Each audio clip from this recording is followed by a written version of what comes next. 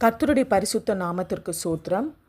ஒருவர் நோயிலும் நெருக்கத்திலும் கடலிலும் அழிவிலும் இருக்கும்போது அவர்கள் ஆஸ்தியில் கை போடாதே. இதை குறித்த வசனத்தை கவனித்து கேட்போம்.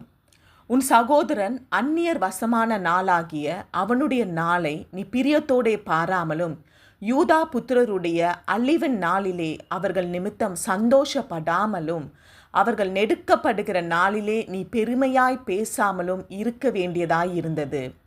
என் ஜனத்தின் ஆபத்து நாளிலே நீ அவர்கள் வாசல்களுக்குள் பிரவேசியாமல் அவர்கள் ஆபத்து நாளிலே அவர்கள் அனுபவிக்கிற தீங்கை நீ பிரியத்தோடே பாராமலும் அவர்கள் ஆபத்து நாளிலே அவர்கள் ஆஸ்தியில் கை போடாமலும். ஒபேதியா 1:12-13 வசனம்.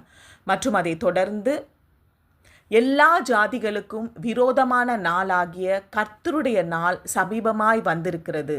நீ செய்தபடியே உனக்கும் செய்யப்படும்.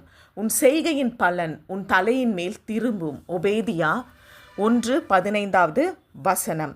ஒருவர், முக்கியமாக நம் சகோதரர், நோயினால் கடனை செலுத்த முடியாமல் வேறு பிரச்சனைகளால் அழியும் விளிம்பில் இக்கட்டில் இருக்கும்போது சந்தோஷப்படாமல் பெருமை பேசாமலும் அவர்கள் வாசலில் பிரவேசித்து சந்தர்ப்பத்தை பயன்படுத்தி அவர்கள் ஆஸ்தியில் கை போடாமலும் இருக்கணும்.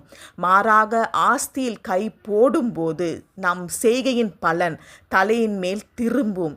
இயேசு சீக்கிரமாய் வருகிறேன், அவன் அவனுடைய கிரியைகளின்படி அவனுக்கு நான் அளிக்கும் பலன் என்னோடே கூட வருகிறது என்று கர்த்தர் சொல்லுகிறார்.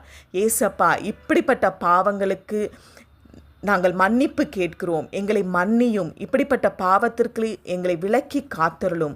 உம் வருகையில் இதற்கான பலன் உம்மோடு கூட வருகிறது என்ற உணர்வை எங்களுக்கு தாரும். ஆமேன். அல்லேலூயா. துதி கன மகிமை இயேசு ஒருவருக்கே. ஆமேன்.